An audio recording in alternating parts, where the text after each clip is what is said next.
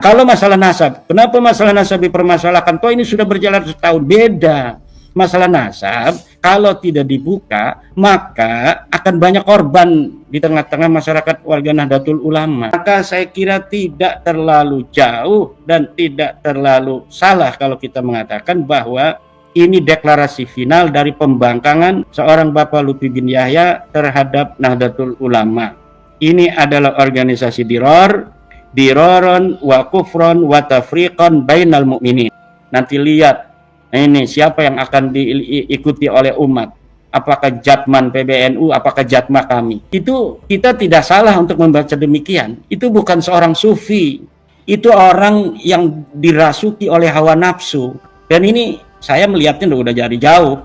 Saya itu tidak terlalu takut, ragu untuk mengatakan bahwa Jam'iyah Jatma ini memecah belah kalangan tarekat di Nahdlatul Ulama. Ini sangat jauh dari ajaran-ajaran tasawuf. Muncul fenomena Ustadz Raji Hasim yang tasawufnya ngacak, itu nggak sesuai dengan ajaran tasawuf pesantren itu. Ada Ismur Ruh segala macam, ada Qutbul Gawas Imam Mahdi, itu tasawuf yang tidak sesuai dengan tasawuf Nahdlatul Ulama.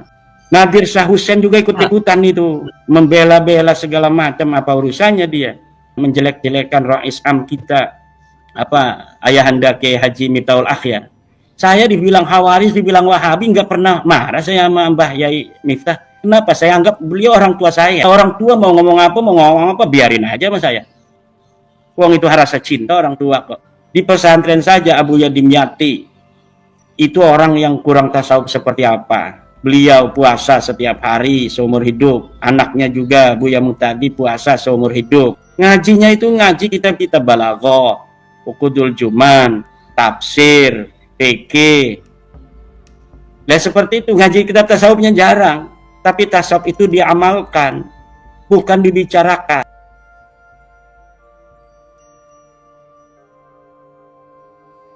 Dulu di zaman Nabi ada yang namanya Masjid Dirar. Masjid yang didirikan oleh orang-orang munafik untuk diraron wa kufron wa tafriqan bainal mu'minin, sebagai upaya memperlemah, membuat mudarat, upaya ingkar terhadap Rasulullah, kemudian tafriqan bainal mu'minin, memecah belah di antara orang-orang mukmin. Dan ini saya kira tidak terlalu jauh kalau kita mengatakan Jatma ini adalah sebagai Jam'iyah Diror bagi Nahdlatul Ulama. Karena apa? Karena di dalamnya masih ada ciri-ciri Nahdlatul Ulama. Bintang 9 dia rampas di situ di dalam lambang. Kemudian tali dengan longgar, tali yang dengan ikatan longgar itu adalah ciri khas Nahdlatul Ulama. Yang tidak sama itu hanya na'lu, sendal itu yang ada di tengah-tengah, yang katanya sendal Rasulullah menurut kaum Balawi itu. Itu yang tidak sama, itu ciri-ciri Balawi itu. Di tengah-tengahnya itu ada sendal na'lu Rasulillah kata mereka. Cuma tidak tahu itu dari mana sejarah sendal Rasulullah semacam itu. Itu. Jadi di situ selain deklarasi Jamaah Ahli Thariqah Aswaja itu merupakan deklarasi sebuah organisasi, menurut saya adalah deklarasi final bahwa Bapak Lutfi itu keluar dari Nahdlatul Ulama. Sebelumnya kita dengar itu ada muridnya Bapak Lutfi bin Yahya yang katanya ngobrol berdua di dalam kamar, menyatakan bahwa Bapak Lutfi bin Yahya keluar dari Nahdlatul Ulama. Tetapi itu kan baru riwayat hadis ahad, satu orang yang menyampaikan. Tetapi ini adalah sebuah deklarasi yang dihadiri banyak orang. Ini mutawatir, tetapi tidak sharih, tidak jelas mengatakan secara lafzi bahwa dia keluar dari Nahdlatul Ulama. Tetapi ketika mendeklarasikan sebuah organisasi yang sama dengan Banom Nahdlatul Ulama, dengan objek yang sama, yaitu Jam'iyah Ahli Thariqah, dan kemudian namanya juga mirip, Jatman dan Jatma, hanya dia menghilangkan ciri khas Nahdlatul Ulama yaitu An-Nahdiyah, maka saya kira tidak terlalu jauh dan tidak terlalu salah kalau kita mengatakan bahwa ini deklarasi final dari pembangkangan seorang Bapak Lutfi bin Yahya terhadap Nahdlatul Ulama. Ini adalah organisasi diroron wa kufron wa tafriqon bainal mu'minin.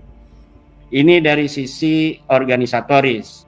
Yang orang bisa berpikir, kenapa seorang Bapak Lutfi bin Yahya begitu tega dengan Bapak Faisal Zaini dan beberapa ada pengurus-pengurus yang dulunya menyatakan atau aktif di Nahdlatul Ulama, kemudian sekarang membuat sebuah organisasi thariqah yang masih ada ciri-ciri Nahdlatul Ulama di dalamnya, tetapi kemudian tidak mau membawa nama Nahdliyah.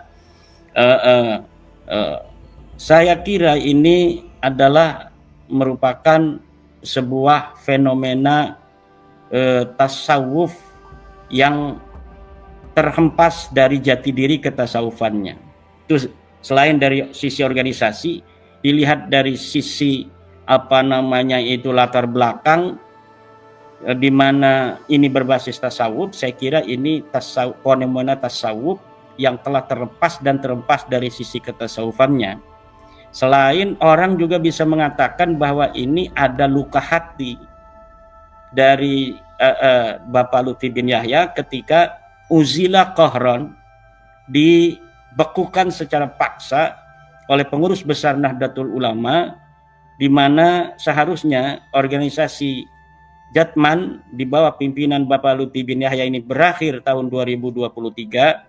Kemudian dengan berbagai macam upaya, Bapak Lutfi bin Yahya masih ingin terus menjadi rais di Jatman. Kemudian unsur-unsur thariqah yang ada di Nahdlatul Ulama tidak menghendaki lagi, sehingga kemudian terjadi dualisme beberapa waktu. Ada Jatman versi PBNU, kemudian juga ada Jatman versi Bapak Habib Lutfi. Kemudian terkuak bahwa ternyata Jatman versi Bapak Habib Lutfi membuat sebuah akta notaris tersendiri yang sudah dibuat tahun 2019. Rupanya itu beliau sudah bersiap-siap ingin memisahkan itu dari jauh-jauh hari.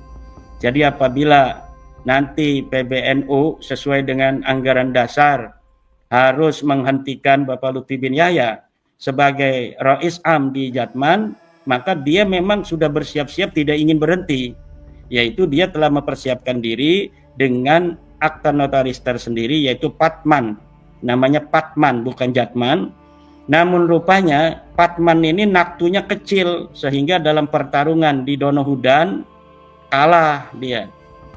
Para pengurus idarah wusta di tingkat provinsi semuanya pada setia kepada PBNU, sehingga kemudian Bapak Lutfi bin Yahya merasa kalah. Nah, ketika telah merasa kalah, dia tidak berhenti. Dia ingin tetap eksis. Kalau kalah dari sisi organisatoris di dalam organisasi di Nahdlatul Ulama, maka dia bisa mendirikan organisasi tasawuf tersendiri, yaitu namanya sekarang Jatma, namanya mirip. Nah, ini yang bermasalah. Kalau dia mau menggunakan atau mendirikan sebuah organisasi, dirikan saja organisasi sendiri, coba. Beliau laku apa tidak itu. Tapi jangan bawa-bawa nama yang masih mirip dengan Nahdlatul Ulama. Karena bahkan organisasi thariqat di Jami'iyah Nahdlatul Ulama sudah ada. Kalau sudah ada di Nahdlatul Ulama, dalam genre yang sama dia mendirikan, berarti ingin saingan. Kalau saingan harusnya gentle. Namanya jangan bawa-bawa lambang bintang 9. Karena itu sudah menjadi tamayuz tipologi daripada Nahdlatul Ulama. Jangan bawa-bawa tali yang diikat longgar. Karena itu adalah tamayuz tipologi kekhasan dari Nahdlatul Ulama. Silakan bawa na'lu itu, sendal itu dijadikan lambang, itu aja sebagai lambang Balawi. Tapi jangan membawa-bawa lambang Nahdlatul Ulama, kemudian mengajak-ngajak beberapa orang Nahdlatul Ulama untuk masuk di situ. Nah, kebetulan memang Mas Yusuf Ubed, saya kira di pengurusan PBNU hari ini pun memang ada sesuatu hal yang perlu kita kritisi, di mana pengurus PBNU hari ini tidak terlalu memberi ruang bagi kader-kader Nahdlatul Ulama yang pernah jadi pengurus besar, seperti mantan ketua umum, mantan sekjen, mantan mustasar, mantan tanfid di bawah itu tidak diberi ruang di Nahdlatul Ulama versi PBNU hari ini. Jadi orang-orang yang dulu itu sangat aktif di Nahdlatul Ulama 2015-2020, ketika dilantiknya Kiai Yahya Khalil Stakuf dan Sekjen Bapak Gus Ipul, itu seakan-akan orang yang dulu begitu dikenal sebagai pengurus Nahdlatul Ulama PBNU di tengah-tengah masyarakat tiba-tiba hilang dari peredaran begitu saja. Bahkan saya lihat dalam beberapa perhelatan nasional PBNU, ini tokoh-tokoh ini nggak pernah diundang. Misalnya di dalam acara ulang tahun 1 abad misalnya Nahdlatul Ulama, ini mantan-mantan pengurus PBNU yang dulu begitu aktif membesarkan PBNU nggak pernah diundang sama sekali. Kita nggak pernah ngelihat Yai Said Agil Siraj misalnya diundang acara PBNU dalam perhelatan besar, ketika warga NU banyak yang hadir, ketika para pengurus di tingkat wilayah hadir. Itu sosok seperti Yai Said Agil Siraj nggak pernah diundang. Mantan sekjennya Faisal Zaini juga nggak pernah diundang. Jadi seakan-akan ini mematikan potensi-potensi kader-kader unggulan di Nahdlatul Ulama. Ketika sudah kalah dalam muktamar, maka sudah kamu keluar begitu. Hanya demikian saja, seakan-akan demikian. Padahal ini sebuah peradaban yang sangat memalukan. Seakan-akan organisasi keagamaan itu bukan sebagai organisasi yang menjunjung tinggi adab dan nilai-nilai terima kasih, tetapi seperti persaingan politik. Maka saya kira hal-hal yang demikian harus dirubah oleh PBNU.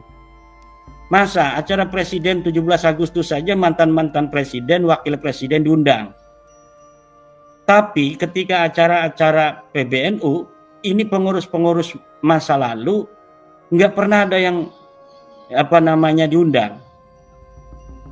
Saya nggak tahu apakah diundang kemudian nggak datang gitu. Tapi saya kira saya lebih husnudonnya itu nggak diundang ini. Jadi kalau kita mau husnudon, mereka kayaknya nggak diundang sama sekali. Oleh karena itu, akhirnya orang-orang semacam Bapak Faisal Zaini yang biasa aktif di tengah-tengah masyarakat mencari kesibukan.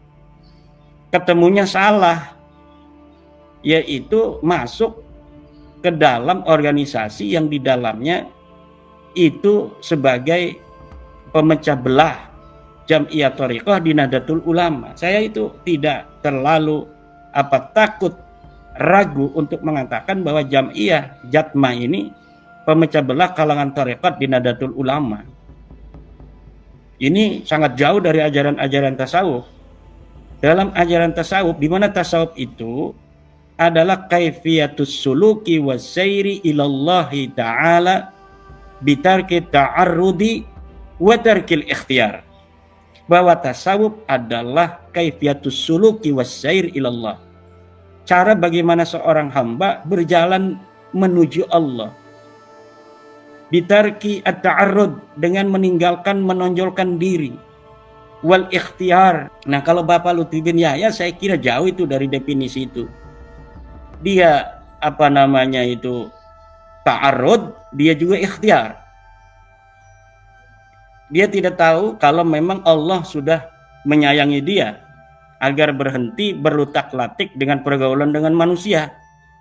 Akhirnya disuruh berhenti sama Allah dengan wasilah daripada PBNU memberhentikannya. Nah, kalau orang tasawuf itu harus berpikir demikian. Oh, berarti saya ini harus berhenti. Ini namanya hukum waktu di dalam syarah hikam. Kalau kita melawan hukum waktu, itu berarti sudah ma'rifatullah di dalam hatinya jauh itu. Iradatuka al-asbaba ma'a iqamatillahi iyyaka fit tajridi inhitatun 'anil himmatil 'aliyah. Orang yang menginginkan suatu sabab seperti organisasi, padahal Allah telah menempatkan dirinya dipaksa untuk tajrid, tidak lagi berorganisasi, inhitatun 'anil himmatil 'aliyah, yang demikian itu adalah sebuah bukti dia telah terperosok dari cita-cita yang mulia untuk Allah, kemudian terjerembab ke dalam cita-cita hawa nafsunya sendiri. Jadi cara berpikir tasawuf itu cara berpikir bagaimana dia menerima apa yang telah ditentukan Allah. Kalau orang mau tasawuf jangan jadi politisi.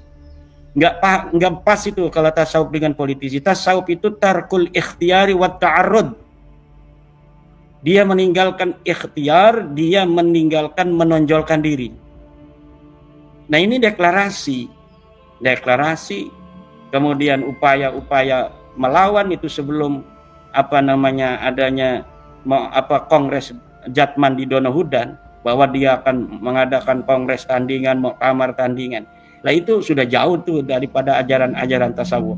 Ajaran tasawuf adalah ajaran tawakal, ajaran menerima ketentuan Allah, bagaimana beradaptasi dengan takdir Allah Subhanahu wa taala. Itu tasawuf hakiki, bukan tasawuf kemudian menonjolkan diri, bahkan memperlihatkan bahwa saya tidak kalah, bahwa saya bisa melawan kamu, bahwa kamu akan menyesal telah memecat saya, bahwa kamu akan menyesal menjauhkan saya dari Jatman. Nanti lihat, nah ini siapa yang akan diikuti oleh umat, apakah Jatman PBNU, apakah Jatma kami. Itu kita tidak salah untuk membaca demikian. Itu bukan seorang sufi,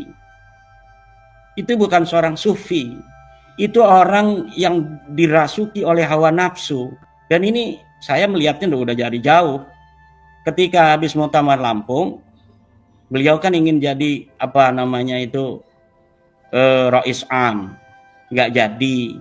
Kemudian di dalam struktur PBNU Bapak Lutfi bin Yahya dijadikan salah satu mustasar, di bawah ditaruhnya. Dia SMS itu di grup-grup pengurus NU. Oleh siapa yang SMS bahwa saya menyatakan mengundurkan diri dan tidak mau untuk diletakkan sebagai mustasar dengan alasan ingin fokus di Jatman. Nah, itu dari situ saya sudah melihat bahwa ini bukan seorang sufi. Kalau sufi ingin membesarkan nama NU, biarkan aja namanya itu ditulis sebagai mustasar. Toh mustasar itu tidak terlalu banyak kerjaan juga di Nahdlatul Ulama. Kalau misalnya nama kita itu bermanfaat ada di PBNU dengan hanya mustasar, ya alhamdulillah, walaupun saya tidak bisa untuk berbuat lebih banyak, namanya saja mudah-mudahan manfaat untuk menghiasi daftar nama-nama itu sehingga terlihat indah oleh masyarakat Nahdliyin, kan harusnya begitu. Tapi dia tidak.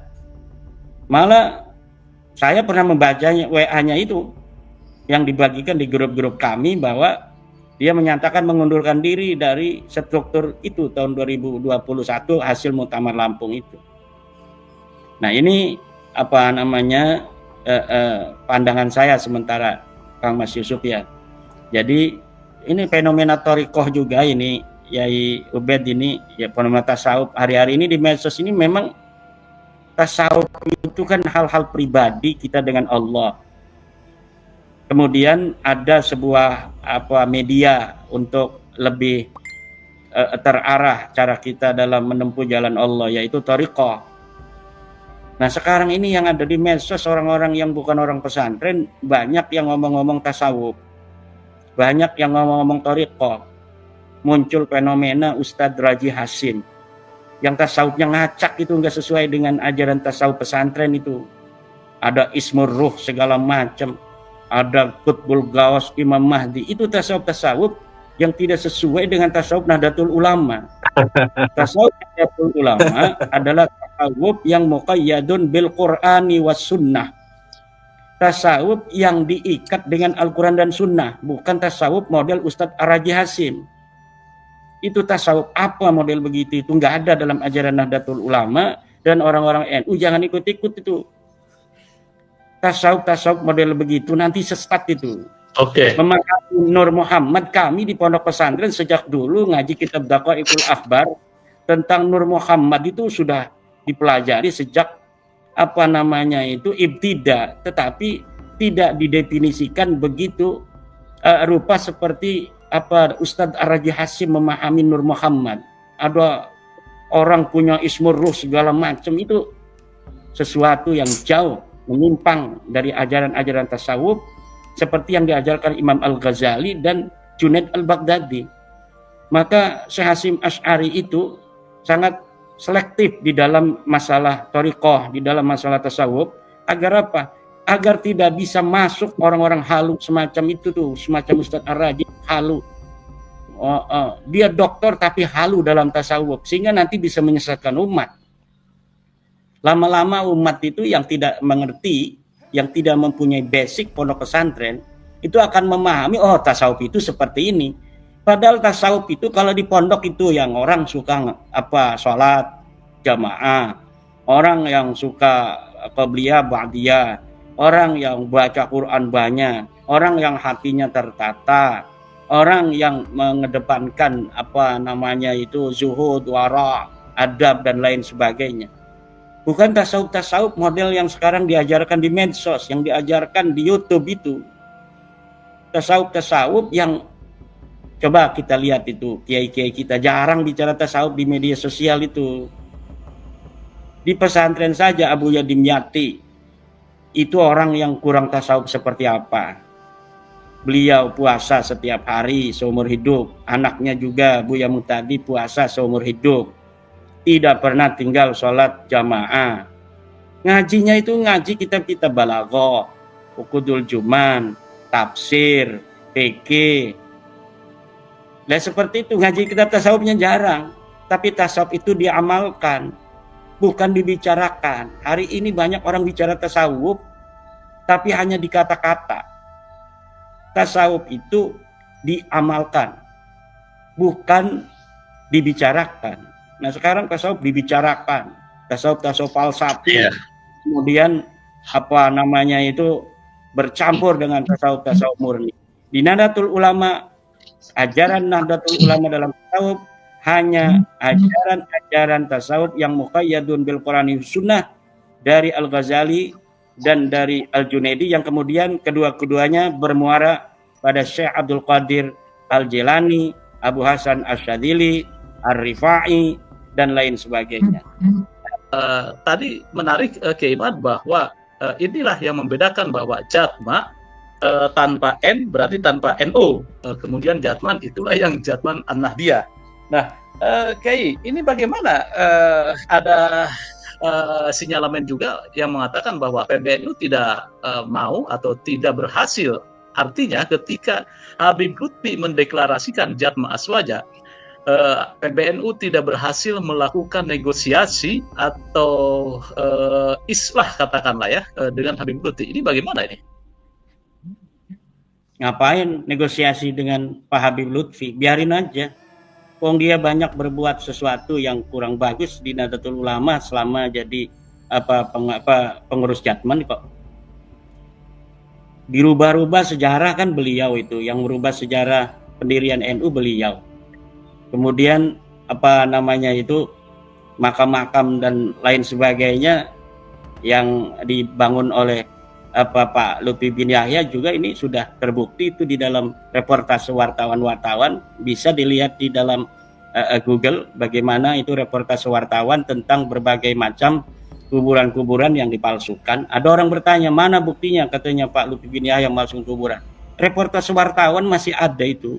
Kuburan di Kaliwungu, kuburan di Semarang, Depok, kuburan di Mates, kuburan di Comal dan lain sebagainya. Nah, jadi negosiasi atau istilahnya itu yang nggak diperlukan. Yang ada itu yang diperlukan adalah untuk Pak Lutfi bin Yahya adalah kesadaran bahwa sudah waktunya mungkin saya harus bersama Allah. Tinggal usah lutak-latak lagi dengan pergaulan manusia, atau umur sudah di atas 70 mungkin. Jadi kalau kita berpikir tasawuf, ya berpikirnya harus semacam itu. Bukan malah menunjukkan perlawanan. Toh dia dibesarkan oleh Nahdlatul Ulama, harusnya banyak terima kasih. Oke dah, saya terima kasih. selama ini dibesarkan Nahdlatul Ulama sampai dikenal presiden, sampai dikenal para pejabat, sampai dikenal oleh tentara, dikenal oleh TNI, polisi dan lain sebagainya, kan harusnya begitu. Tapi ini kan tidak, malah membuat sesuatu. Kalau PBNU nggak mungkin berani ngomong ini. Saya yang ngomong ini sebagai warga Nahdliyin. Sekarang saya yang udah nggak di PBNU ini. Jadi nggak perlu negosiasi. Awas nih di PBNU kalau ada negosiasi apa? Apa yang mau dinegosiasikan? Nggak perlu negosiasi itu. Yang perlu itu kesadaran dari Pak Lutfi bin Yahya. Besok pengumuman. Saya karena telah bermimpi Rasulullah, saya tidak boleh bikin jatma, saya bubarkan kembali jatma. Kan dulu dia ngomong begitu. Saya mau keluar dari PBNU atau saya nggak mau lagi ngurus PBNU, tapi Rasulullah melarang saya, katanya. Rasulullah melarang saya untuk tidak lagi ngurus PBNU. Nah sekarang malah dia yang keluar dari NU, kan nggak sesuai dengan katanya mimpi bertemu Rasul. Nah maka udah sadar aja, nggak usah negosiasi, nggak usah apa-apa, biarin aja. Kita lihat, biarin sampai di mana itu dia mau meninggalkan PBNU, meninggalkan Nahdlatul Ulama. Nadir Shah Hussein juga ikut-ikutan itu, membela-bela segala macam. Apa urusannya dia? Dia mungkin ingin masuk struktur ya, Pak Profesor Nadir itu. Sampai kemudian menjelek-jelekan Rais Am kita, Ayahanda Kiai Haji Miftahul Akhyar. Saya dibilang Khawarij, dibilang Wahabi, nggak pernah marah saya sama Mbah Yai Miftah. Kenapa? Saya anggap beliau orang tua saya. Lah orang tua mau ngomong apa, biarin aja sama saya. Wong itu rasa cinta orang tua kok. Tapi Profesor Nadir ini berani bicara jelek tentang Rais Am saya. Ini saya tidak terima itu. Apalagi kemudian setelah itu viral dia bicara jelek tentang Rais Am Yai Miftahul Akhyar. Dia masuk ke Jatma, atau saya tidak tahu dia masuk atau tidak. Yang jelas saya lihat dia membela Bapak Lutfi bin Yahya di dalam sebuah tulisan. Dan saya sudah jawab tulisannya itu. Dan saya kira ini orang-orang yang ngomong demi NU, tetapi tidak menjaga PBNU kita, tidak menjaga ketua umum kita, tidak menjaga Rais Am kita, berani bicara jelek tentang mereka, itu diragukan ke-NU-annya. Kenapa? Saya meyakini bahwa setiap Rais Am dan ketua umum yang terpilih bagaimanapun prosesnya dalam muktamar yang sah, maka beliaulah pilihan yang paling tepat untuk kita saat ini. Saya tidak peduli dengan beliau misalnya marah pada saya, tidak setuju dengan penelitian nasab seperti Ayahanda Kiai Miftahul, enggak jadi masalah. Orang itu masing-masing dalam masalah suatu pendapat, tetapi di dalam kedudukan beliau hari ini sebagai Rais Am, walaupun beliau tidak mengatasnamakan Rais Am di dalam mengkritisi saya, tetapi kemuliaan dan kehormatan Kiai Haji Miftahul Akhyar itu saya pegang teguh. Kenapa? Karena beliau ditakdirkan Allah jadi pemimpin saya. Kiai Yahya Khalil Stakuf ditakdirkan Allah jadi ketua umum saya. Dan saya akan selalu menjaga itu. Itu hasil muktamar. Kalau kita nggak setuju secara organisasi, kita bisa bertarung nanti di muktamar yang berikutnya. Jangan ketua NU kita, Rais Am kita, ketika beliau menjabat, kemudian kita delegitimasi. Ini tidak baik. Sama seperti ijazah palsu itu, segala macam itu kasus yang nggak perlu itu. Apa urusan pentingnya orang bicara tentang ijazah palsu Pak Jokowi hari ini? Dia telah jadi wali kota dengan ijazah itu, jadi gubernur, kemudian jadi presiden 2 kali. Toh kenapa sesudah beliau itu lengser, tidak lagi jadi presiden, dipermasalahkan ijazahnya? Nggak ada manfaatnya. Itu nggak ada manfaatnya karena Pak Jokowi sudah tidak punya kuasa lagi. Nah kalau masalah nasab, kenapa masalah nasab dipermasalahkan? Toh ini sudah berjalan setahun. Beda. Masalah nasab kalau tidak dibuka maka akan banyak korban di tengah-tengah masyarakat warga Nahdlatul Ulama. Seperti itu fenomena Jatma ya, di mana Bapak Lutfi bin Yahya beberapa hari kemarin telah mendirikan bersama Bapak Faisal Zaini sebuah organisasi baru yang mirip namanya dengan organisasi kami di Nahdlatul Ulama, yaitu Jatma. Kami dari Nahdlatul Ulama mempunyai organisasi tarekat namanya Jatman bin Nuni fi akhirih. Kemudian Bapak Lutfi bin Yahya memangkas identitas Nun itu, yang dimana Nun itu adalah merupakan identitas kami. Kami adalah Nahdliyah, kami mencintai Nahdliyah, kami berjalan di atas manhaj Nahdliyah, dan beberapa hari yang lalu saya prihatin sekali ada beberapa saudara-saudara kami yang mantan dari pengurus Nahdlatul Ulama yang begitu tega menyakiti hati kami dengan memangkas identitas nama kami di akhir nama Jatman, kemudian merubahnya menjadi Jatma, Jam'iyah Ahli Tariqah Ahli Sunnah wal Jamaah, dan Nahdliyah identitas kami itu kemudian dipotong. Lebih memprihatinkan adalah ketika seorang Bapak Faisal Zaini yang merupakan mantan dari Sekretaris Jenderal PBNU ikut serta di dalam upaya-upaya orang-orang yang luar biasa menyakiti kami dengan menghilangkan Nun di dalam Jatman itu, dan kami tidak tahu apa alasan mereka begitu tega mengkhianati daripada ulama-ulama Nahdlatul Ulama. Karena ketika sebuah organisasi yang keberadaan organisasi itu secara spesifik sudah ada di Nahdlatul Ulama, seperti Jam'iyah Ahli Tariqah Al-Mu'tabarah An-Nahdliyah, kemudian di saat yang sama ada organisasi yang sama di dalam pokok perhatian yang sama, yaitu tariqah, dan anggotanya juga adalah orang-orang yang sama, yaitu warga Nahdlatul Ulama pecinta tariqah. Sungguh ini adalah merupakan organisasi diror,